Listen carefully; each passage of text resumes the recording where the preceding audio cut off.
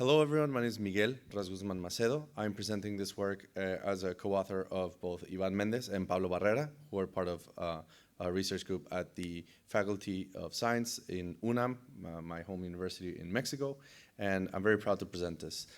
I got to be a small part of this project. I'll show you in a second, this is what I did, and I'm going to tell you the bigger research agenda of what it represents. So this is a I just realized I can't see my mouse. Is there any way to mirror the display here? Because that would be way better. There's a solution. Thank you very much. Normally you can extend or duplicate your screen. This is fine. Yeah? Yep. All right. Excellent. And so there's folks watching at home. Thank you very much. Muchas gracias por el apoyo. So what this is this is La Presa de la Amistad. This is a water body in Mexico. Somebody gave us this map. No, it happens that there happen to be 10,000 points in this map. If you know anything about image processing maps, that somebody comes with you and says like, hey, would you please kindly, model the water surrounding this dam?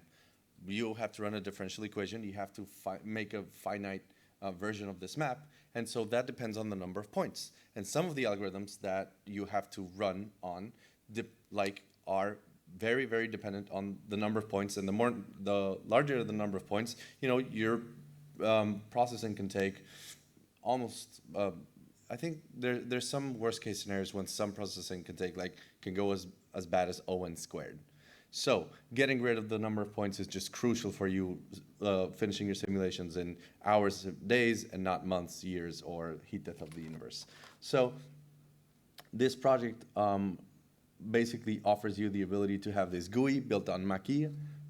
Please let me know how I'm supposed to pronounce it. I never really know. And so the original data is in blue. If you have this slider, I'll be talking about the method in just a second. Then you're going to be able to see in basically real time, once again, there we go, how close you can get to the source domain. And then at the end, you can just click on the save. You're done with and then you can reuse this geospatial data to continue on with your processing with, at the bottom it says, about 90% of the points deleted. So a really funky domain, you can do this once, and then you can save yourself some processing time later down the line. Okay? That's the thrust of what I'm presenting. Now, where did my mouse go? Okay. Give me just a second, I'm switching presentations. There we go.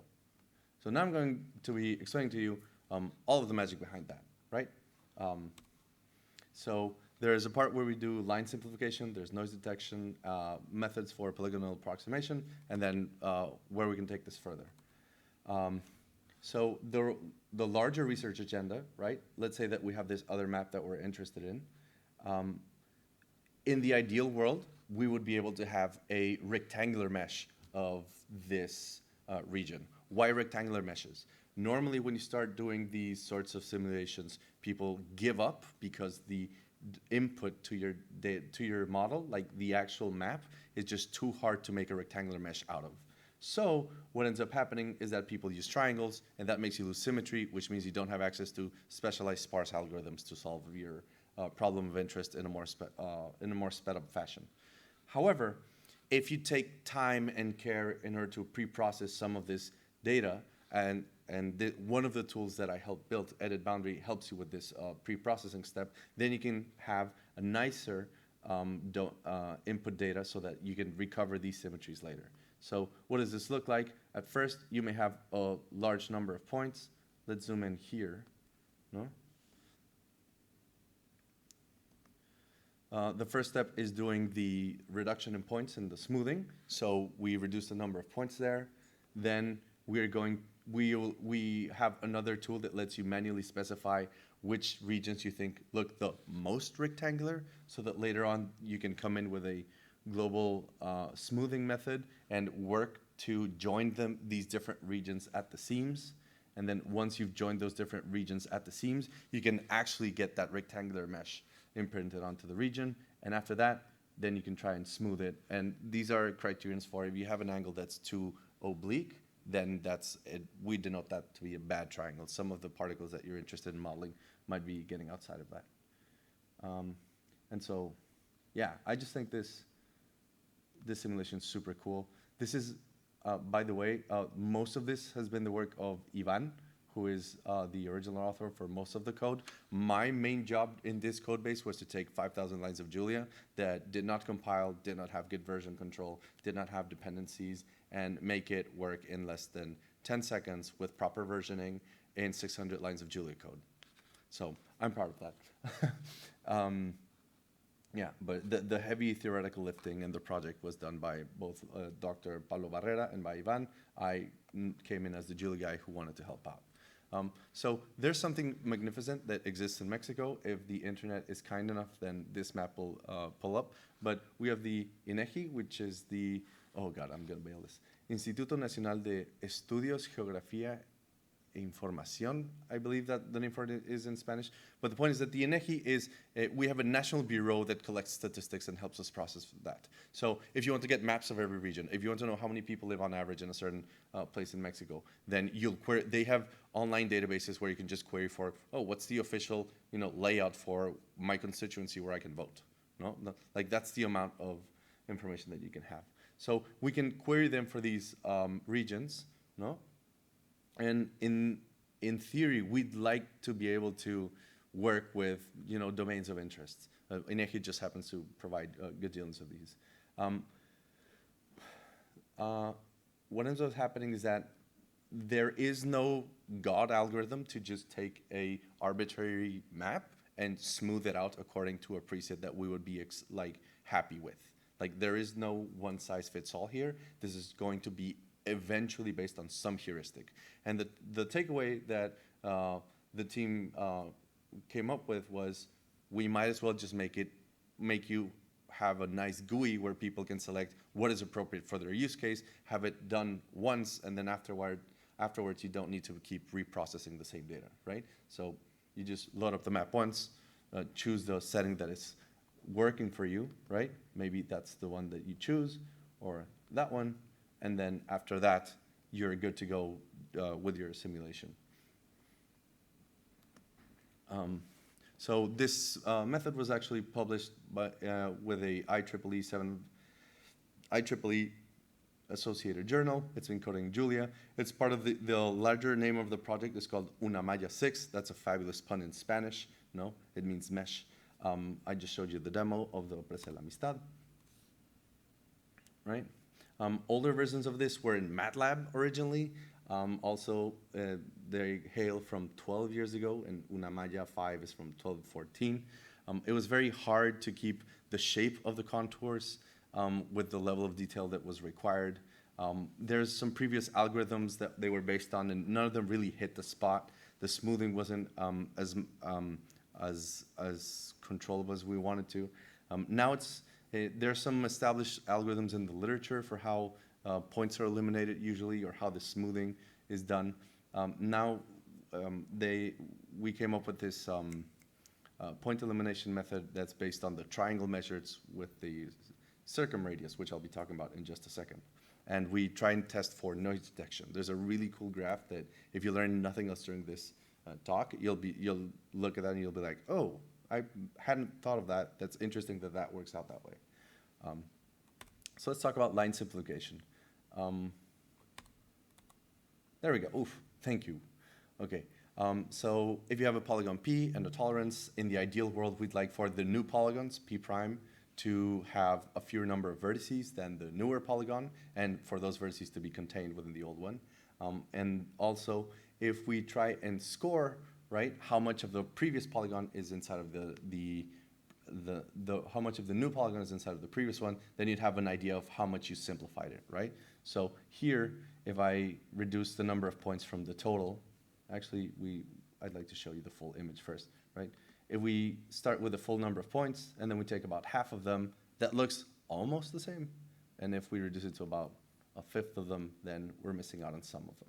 So there's some numbers that you can try and use to objectively qualify or quantify how much you're deviating from a measure of how far away you are from your original image. The method is based on this old, or rather established idea of when you have a polygon on a map, you can start looking at these successive triangles, no? So you'll have the first 3 vertices, and then you can build a triangle out of that. And then vertex 2, 3, and 4 will give you another triangle. And you can keep on going. If you delete some of those vertices, then you can redraw the triangles, right? So if you delete vertex 3, then you'll only end up with 2 consecutive triangles, right? The big point of the paper is that you can be clever about this and then add some global optimization and then get the results we meant, okay? So there's other known algorithms that come, like I believe that one, Westphalinger Wyatt, and others that are available in the geo packages that many other people use. It's ongoing work to pull request this one onto those packages. So usually people just take those successive triangles and then say, all right, if you give me a number, if you give me a threshold epsilon, then I'll just cut off the one with the smallest area below that number, right? This is just what people used to do. So you can choose the epsilon equals to 10 or 100. And so if you're above the 1% of that, then you're going to be cut out. If the area of one of your small triangles is below the 1%, then you'll be cut with this method, no?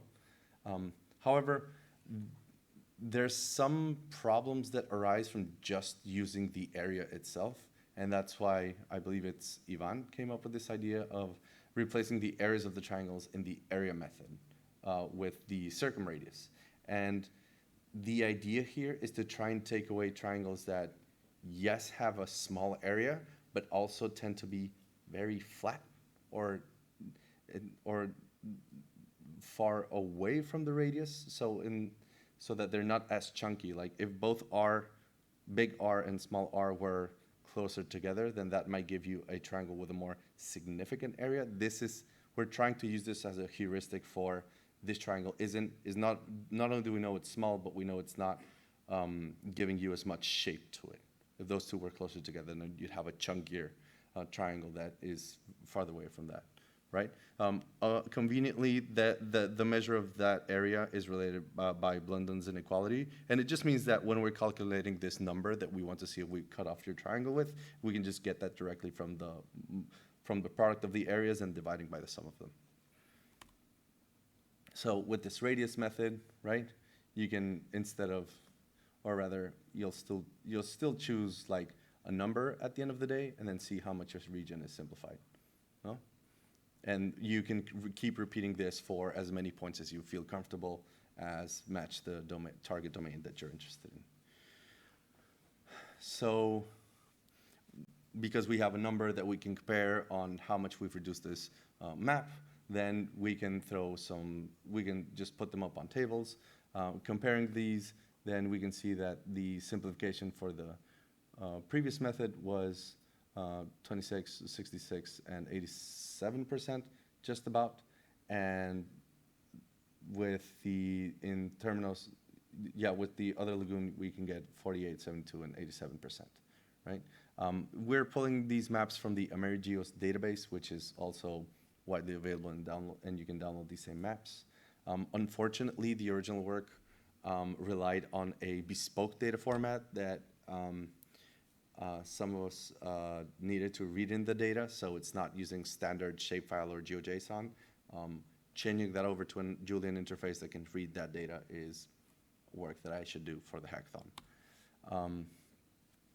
We can look at these graphs of how the area score changes for both of these maps given different threshold intervals. No, I kind of like that there's like a peak and then a valley in both of these at first. I don't know what that would mean for any given arbitrary map in general, but it happened for this one. All right, so now I think is the most interesting part, which is not only you can get, so this is, I think, the most interesting part of the paper to me, which is when someone gives you a map or that they've pre-processing with the usual algorithms, they'll just pixelate along integer coordinates, right? And if you take the areas of successive triangles and you sort them, then there's a lot of triangles that basically have the same area. And that's what you're seeing here. That's the area comparison, right? Like that is the value of the area and then the index of which triangles had that. So when you see the step function there, that means there's like 200 rectangles that all had basically a little bit less than 0.1 area, but they all had that same floating point value, which is weird. Like, until you think about the fact that if you have a small grid of points and you only have, a, a pixelating algorithm, you're only going to have so many small triangles within the same 1, 2, or 3 coordinates, right? There's not that many areas that you can actually offer. So once you do, so they call it, I think they call this the plot, the area decay plot. So if you see that staircase, that means that you have a lot of small triangles that aren't contributing to the final shape that you're actually interested in, and that's sort of inviting you to smooth out some of the, smooth out those triangles away so that you get the green curve. And so here, this is a part where I think we use optim.jl for it. You can, if you end up using the infinite norm distance and also a threshold, then we can try and optimize the perimeter so that you reduce the perimeter, and so that's going to, there we go. This is the before and after, right? So we're going to try and reduce not only the number of points first, but also the global perimeter. And we will give you a threshold for choosing that.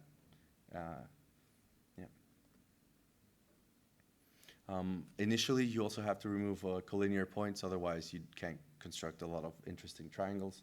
You use the area plot to detect if there's a lot of noise in your chart. Lastly, you'll have you can smooth some of the noisy contours if you minimize the perimeter. And lastly, you can do line simplification using the radius method, right? So this last graph, I think, has the smoothing. Then you can do the smoothing and simplification. And then lastly, you can do the smoothing and simplification with a higher threshold. And that's about it. This is a map of all of, I believe, the municipalities of the state of Veracruz given by INEGI. So there's a lot of these regions in Mexico that are, there's a lot, and cutting down the size of them by about 90% would be very useful for times where they are, for times where they are processing a lot of geographic information. So future work for this package would be, it already exists on GitHub. You can already download it. You can try the demo. It's going to download Mackie and take a bit. Future directions would be to have a batch mode where you can just like auto-parallelize and throw it at 1,000.geojson files. That's not too hard in theory. We also can't guarantee that you're not, if you had a certain polygon before and it didn't self-intersect, it's not going to self-intersect later. Like there's algorithms that check for that. We just haven't faced that. We haven't come up to that bridge yet. And once we hook it up to the generic Julia interfaces, we'll be able to use, read from 30 different geospatial formats and output any one of those, because Julia is great and people have done amazing work on it. So yeah, a lot of appreciation here for the Mackie folks and the people working on geodata within the Julia ecosystem. We hope to give back some of the stuff that we've built with. Yep, and that's it. Any questions? Oh no. So slightly minor question, but is there a particular optimizer that you guys used? Is this just a black box thing we were able to differentiate through? Yeah, we took the Optim black box one. Okay, got you. It was just, and that wasn't the most egregious like time sync, because we could be like, you could be really clever and like keep a mask or a running sum of the areas, and so not go back and recalculate the average every time that you update. Something like, you can do something clever so that it's linear time, no, whenever you do the update. So it's a bit sluggish sometimes when you like drag it. Yeah. I mean, it's still interactive speed, right? So Yeah. So, and that was 10,000 points, which is not bad at all. I haven't seen how it scales. No, I just knew, yeah. So there's a lot of other work before that would take precedence. There's, wait.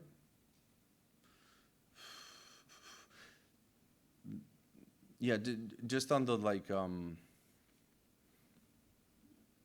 best practices of how the Julia code is structured, it doesn't yet adhere to that. So it's like, buddy, we're still fighting type instability. So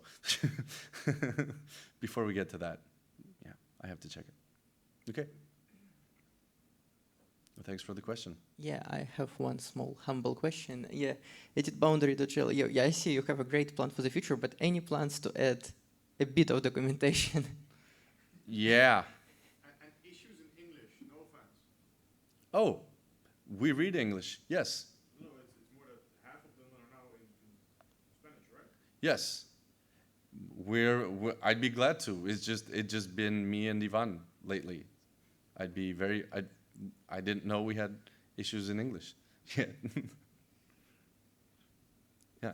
Yes, and But please do. Like, we both really understand English and Spanish. It's just only been Ivan and I so far. They'd presented in some places and we'd gotten crickets. So if we get more eyes on it and more people are interested on it, I mean, we did cite all the people that worked on Mackie and other stuff, and we're very glad to help out, and we want to contribute back to the community. The work that I showed off probably can be upstreamed as a single point elimination method to a package, no? Like that is, and if that's where it ends up, I'd be very happy. We'd be very happy for that to live where it should. Yeah. I mean, the GUI and everything is something that can be built a part of it, but if we just came up with a different weird point elimination method that works sometimes, we're more than happy to just have that live where it should. Yeah. okay. It was a really great talk from Raz, like round out of applause